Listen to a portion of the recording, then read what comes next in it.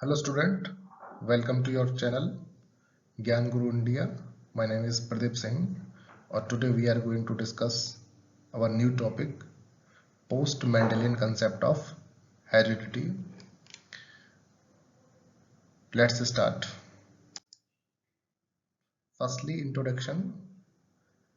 Gregor Johan Mendel जो थे जिन्होंने हेरिडिटी पर अपने नियम दिए थे, उन्होंने क्या करा था कि आनुवंशिकता के मूल सिद्धांत खोजे थे और अपने जो एक्सपेरिमेंट किए थे वो गार्डन पी प्लांट पर किए थे, मटर के पौधे पर किए थे, जिन्हें बहुत ही लोकप्रिय रूप से मेंडल के नियम के रूप में जाना जाता है।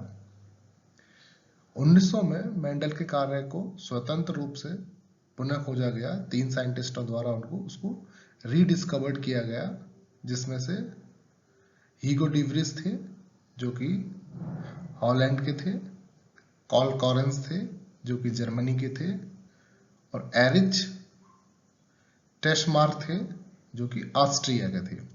ये 3 साइंटिस्ट थे जिन्होंने मेंडल्स के जो नियमों को दोबारा से रीडिस्कवर्ड किया था। ठीक, later on these principles are further classified by confirm the several workers and some new concept of heredity were discovered. इन 3 साइंटिस्टों ने क्या करा था, कुछ श्रमिकों द्वारा अधिक स्पष्ट और पुष्ट किया गया था इन नियमों को, और आनुवंशिकता की कुछ नई अवधारणाएं खोजी गई थी। इन अवधारणाओं को अक्सर मेंडेलियन विचलन या अपवाद, दैट मीन्स मेंडेलियन डेविएशंस के रूप में जाना जाता है। देखते हैं क्या क्या है। ये है कुछ जो मेंडेलियन डेविएशंस के नाम से जाने जाते हैं। इनमें से नंबर फर्स्ट है इनकम्प्लीट डोमिनेंस, नेक्स्ट है multiple alleles, lethal genes, pleiotropic gene effect, environmental effect, codominance, linkage, gene interaction, polygenes, और लास्ट है मैटरनल इफेक्ट। इनको हम एक एक करके इसके बारे में जानते हैं। ज़्यादा डीप में नहीं जाएंगे, अभी सिर्फ हम इंट्रोडक्टरी के बारे में पढ़ेंगे। डीप में हम इनको एक एक करके आगे के लेक्चर्स में 1 बाय 1 कवर करते चले जाएंगे। सबसे पहले है इनकम्प्लीट डोमिनेंस। जैसा कि इसके नाम से पता चलता है कि इसमें जो डोमिनेंट लक्षण है वो पूर्ण रूप से शो नहीं होता है, जबकि मेंडल्स के नियम के अनुसार क्या होता था, F1 जनरेशन में सिर्फ डोमिनेंट जो एलील्स है वही अपने आप को रिप्रेजेंट कर पाता था, और जो रिसेसिव एलील्स थे वो अपने आप को या हाइड कर जाता था। लेकिन इनकम्प्लीट डोमिनेंस में क्या होता है, इसमें जो प्रभावी कैरेक्टरिस्टिक्स जो होता है, डोमिनेंट कैरेक्टर्स जो होता है, वो अपने आप को पूर्ण रूप से रिप्रेजेंट नहीं कर पाता। उसके साथ साथ जो है वो रिसेसिव जो है, जो अपूर्ण जो है प्रभाविता का जो लक्षण होता है, वो भी उस पर अपना इफेक्ट डालता है। जहां क्या होता है कि हेट्रोजाइगस पेयर में कोई भी एलील दूसरे को पूरी तरीके से छुपा नहीं पाता, मतलब जो डोमिनेंट जो है वो रिसेसिव को कंप्लीटली हाइड नहीं कर पाता, जिसकी वजह से क्या होता है कि एक मिश्रित हो जाते हैं, मतलब वो मिक्स्ड हो जाते हैं, और जिसका जो लक्षण है वो केस में दिखता है, वो फिनोटाइप्स में अपेयर होता है, दोनों का, डोमिनेंट का भी और रिसेसिव का भी। इसके लिए एक एग्जांपल कोट करते हैं 4 o'clock प्लांट्स, जो कि मेराबिलिस जलापा नाम से प्लांट है। इसको डायग्रामेटिकली रिप्रेजेंट किया गया है इस तरीके से। आप देख सकते हैं कि दोनों लक्षणों में जो डोमिनेंट है वो रेड है, जिसको कैपिटल R द्वारा रिप्रेजेंट किया गया है, और जो रिसेसिव है वो व्हाइट कलर है जिसको W से रिप्रेजेंट किया गया है। F1 जनरेशन में हम देखते हैं कि जो डोमिनेंट है R, जो कि रेड को रिप्रेजेंट करता है, ना तो पूर्ण रूप से वही प्रेजेंट होता है F1 जनरेशन में, और ना ही रिसेसिव वाला प्रेजेंट होता है व्हाइट वाला। जबकि F1 जनरेशन में पिंक कलर के जो फ्लावर हैं वो दिखाई देते हैं, जिससे पता चलता है कि ना तो डोमिनेंट वाले ने अपने आप को पूर्ण रूप से शो किया F1 जनरेशन में, और ना ही रिसेसिव को किया। उनका कुछ एक इंटरमीडिएट बनता है, इसलिए इसको नियम को इनकम्प्लीट डोमिनेंस दिया गया है। इनके बीच में सेल्फ पॉलिनेशन कराते हैं, तो F2 जनरेशन में हम देखते हैं कि जो इनका रेशो जो आता है वो रेड, पिंक और व्हाइट का जो रेशो होता है वो 1:2:1 होता है। ठीक, नेक्स्ट है कोडोमिनेंस। कोडोमिनेंस के नाम से पता चलता है कि यह, इसको हिंदी में बोलते हैं सहप्रभुत्व का नियम। सहप्रभुत्व का नियम क्या होता है कि जिसमें जो है नॉर्मली मेंडल्स लॉ में क्या होता था, डोमिनेंट जो है वो अपने आप को शो करता था, रिसेसिव हाइड हो जाता था। लेकिन कोडोमिनेंस में क्या होता है कि जो डोमिनेंट और रिसेसिव जो है वो दोनों ही अपने आप को एक्सप्रेस करते हैं F1 जनरेशन में, जिससे क्या होता है कि दोनों का ही इफेक्ट F1 जनरेशन में देखने को मिलता है। इसको समझने के लिए हम एक एग्जांपल कोड कर सकते हैं, जो कि क्या होता है, यदि किसी व्यक्ति का रक्त समूह A है तो उसका मतलब कि उसकी जो आरबीसी की सरफेस पे जो एंटीजन होंगे वो A होंगे। लेकिन यह जीन I के द्वारा क्या किया जाएगा, डिफाइन किया जाएगा। जीन I में 3 प्रकार के एलील्स होते हैं, IA, IB और स्मॉल i। एलील्स IA और IB दोनों अलग अलग एंटीजन्स उत्पन्न करते हैं, जबकि एलील्स I जो होते हैं, स्मॉल i को जिसको स्मॉल i से रिप्रेजेंट करते हैं, उसमें कोई भी एंटीजन नहीं होता है। इसलिए एलील्स IA और IB जो है एलील्स I पर जो है कैसे होते हैं, वो डोमिनेंट होते हैं। इसका हम एक अनदर एग्जांपल भी ले सकते हैं कि जब किसी व्हाइट कलर की काऊ का फ्यूजन किसी ब्लैक कलर के बुल के साथ कराते हैं, तो F1 जनरेशन में जो बछड़े मिलते हैं उनमें देखा गया है कि व्हाइट और ब्लैक दोनों के स्पॉट होते हैं। ठीक है ना, तो इसमें क्या होता है कि ना तो व्हाइट ही अपने आप को पूर्ण रूप से रिप्रेजेंट कर पाता है और ना ही ब्लैक ही, दोनों के स्पॉट उस पर देखने को मिलते हैं F1 जनरेशन में, जिसको हम कोडोमिनेंस के द्वारा समझते हैं। अगला है multiple alleles. Mendel always observe 2 alleles from A gene. Mendel ने जब एक्सपेरिमेंट किए थे तो उन्होंने देखा हर एक जीन पर 2 एलील्स होते हैं। एक एलील डोमिनेंसी को रिप्रेजेंट करता है, जबकि दूसरा एलील जो होता है वो रिसेसिवनेस को प्रेजेंट करता है। लेकिन बाद में ऐसा देखा गया था कि जो है कुछ जीन्स ऐसे होते हैं जिन पर more than 2 alleles forms present होती हैं, मतलब 2 से अधिक जो है एलील फॉर्म्स जो है वो प्रेजेंट होती है। हालांकि एक समय में जो डिप्लॉयड सेल्स में केवल 2 ही मौजूद हो सकते हैं। एक जीन के लिए 2 से अधिक एलील्स की मौजूदगी को क्या कहा जाता है, मल्टीपल एलील्स कहते हैं। एकाधिक एलील्स के उदाहरण ह्यूमंस में जो देखे गए हैं वो क्या है, एबीओ ब्लड ग्रुप्स होता है। ठीक है ना, एक तो एबीओ ब्लड ग्रुप्स होता है मल्टीपल एलील्स का एग्जांपल, और दूसरा जो है जो रैबिट जो होते हैं, खरगोश जो होते हैं, उनमें कोट का कलर जो होता है, उनका जो कोट का कलर होता है वो भी मल्टीपल एलील्स का एग्जांपल है। और दूसरा जो है टबैको में जो है स्व असंगता का एलील जो होता है वो भी मल्टीपल एलील्स का ही उदाहरण है। नेक्स्ट है, हम देख सकते हैं इसमें एग्जांपल दिया गया है एबीओ ब्लड ग्रुप्स का, जिसमें जीनोटाइप्स IAIA जो है वो ब्लड ग्रुप ए को कोड करते हैं, IAIB ब्लड ग्रुप AB को कोड करते हैं, और IA और I जो है वो A को कोड करते हैं, IB B को कोड करते हैं, IB और I जो है B को कोड करता है, और स्मॉल i जो है वो O को कोड करते हैं। यहाँ पर तुम देख सकते हैं कि I जो है वो जीन है और इसके 2 एलील्स हैं A और B। जहां पर A प्रेजेंट है वो अब A ब्लड ग्रुप को रिप्रेजेंट कर रहा है, जहां पर B है वो B को कर रहा है, जहां पर AB दोनों है वो AB को रिप्रेजेंट कर रहे हैं, और जहां पर इनमें से कोई भी नहीं है, स्मॉल i के द्वारा इसको डिनोट किया गया है, वो कौन सा ब्लड ग्रुप रिप्रेजेंट करेगा, O करेगा।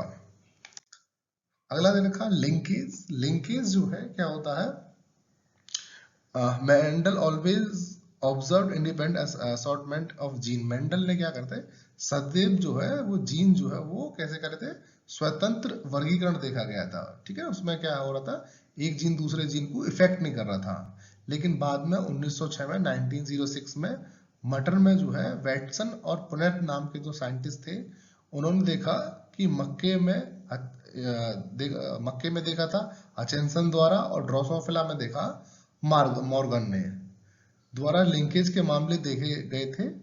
इसमें क्या होता है, इसमें एक डाइहाइब्रिड टेस्ट क्रॉस होता है, जिसमें क्या होता है, जिनका जो रेशो होता है वो 1:1:1:1:1 के अनुपात के बजाय जो है उसमें वो चेंज हो जाता है, ठीक है ना। और ये किसकी वजह से होता है, ये होता है दो नॉन सिस्टर क्रोमैटिड्स के आपस में फ्यूजन से।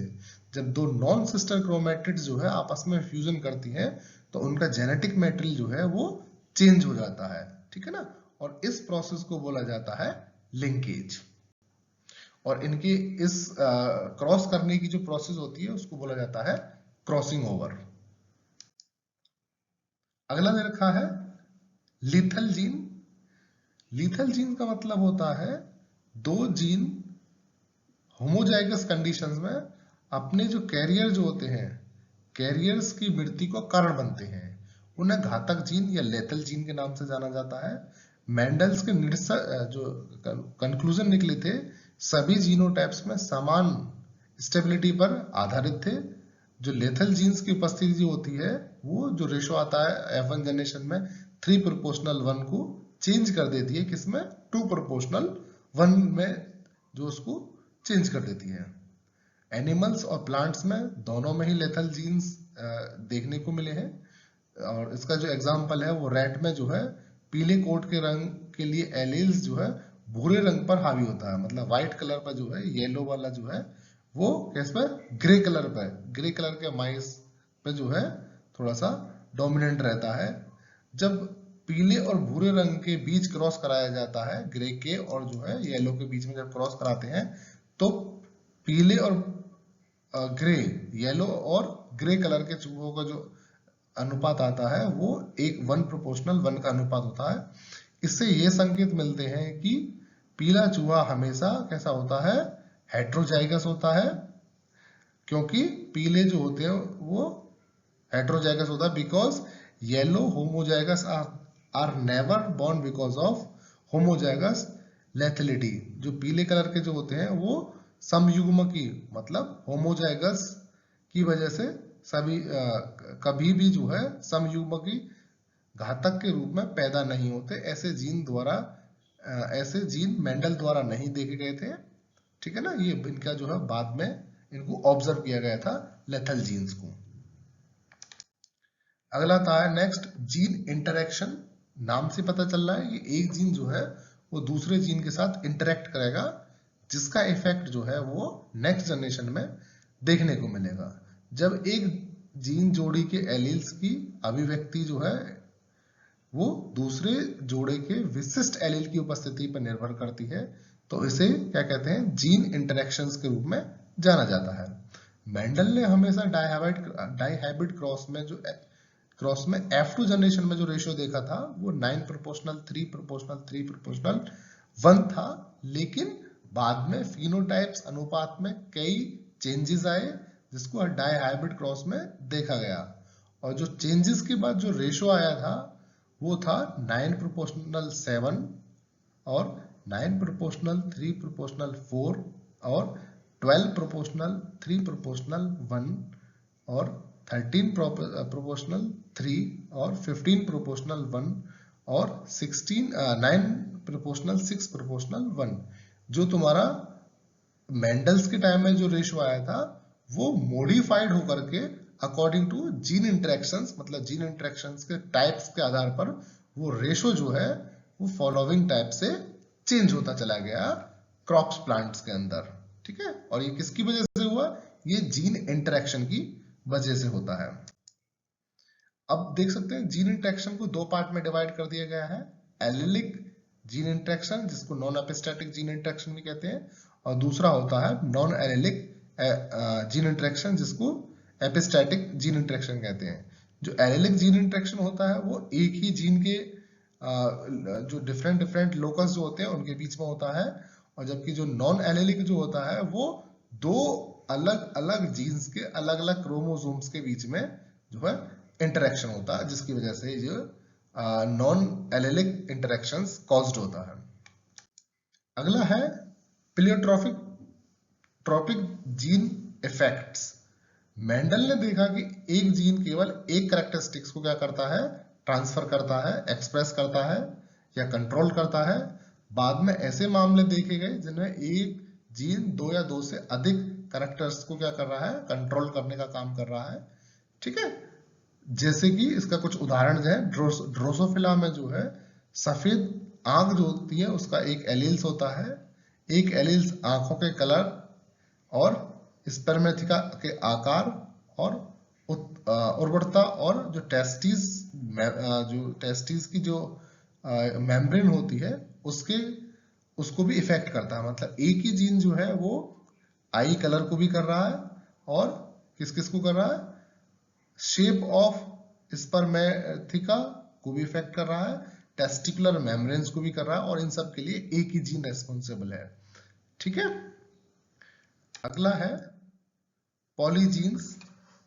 पॉलीजीन्स में क्या होता है, मेंडल के टाइम में क्या था, मेंडल ने हमेशा देखा कि प्रत्येक लक्षण एक जीन द्वारा कंट्रोल होता है। बाद में निल्सन पहले ने देखा कि कुछ लक्षण कई जीनों द्वारा नियंत्रित होते हैं और ऐसे प्रत्येक जीन का चरित्र भी अभिव्यक्ति के योगात्मक प्रभाव पड़ता है। इस अवधारणा में पॉलीजेनिक जो इनहेरिटेंस की नींव रखी गई और जो कि ईस्ट ने प्रदर्शित किया कि पॉलीजेनिक लक्षण जो होते हैं वो मेंडेलियन पृथक्करण के साथ पूरी तरीके से मेल खाते हैं। जो मेंडल ने इंडिपेंडेंट असॉर्टमेंट्स का जो रूल दिया था उसके से प्रॉपरली वो मैच करते हैं। बाद में फिशर और राइट ने पॉलीजेनिक पात्रों को आनुवंशिक व्याख्या के लिए जो है मैथमेटिकली जो है उसको एक्सप्लेन किया। ठीक है, नेक्स्ट है एनवायरमेंटल इफेक्ट। ऐसा माना जाता है, साइकोलॉजी में भी ऐसा माना जाता है कि 50% जो कैरेक्टरिस्टिक्स होते हैं वो जेनेटिकली कंट्रोल्ड होते हैं और 50% कैरेक्टरिस्टिक्स जो होते हैं उनके लिए रेस्पॉन्सिबल होता है एनवायरमेंट। तो इसी के लिए जो है एनवायरमेंट को इफेक्टिव माना गया है। एनवायरमेंट का इफेक्ट भी जो है वो जो जीनोटाइप और फिनोटाइप्स में चेंजेस ला देता है, इसलिए इसको एनवायरमेंटल इफेक्ट्स भी बोल देते हैं, जो किसी भी ऑर्गेनिज्म के जीनोटाइप और फिनोटाइप्स में भी चेंज लाने के लिए रेस्पॉन्सिबल होता है। अगला दे रखा मैटरनल इफेक्ट। मेंडल ने डायरेक्ट और रेसिप्रोकल क्रॉस के बीच कोई अंतर नहीं देखा।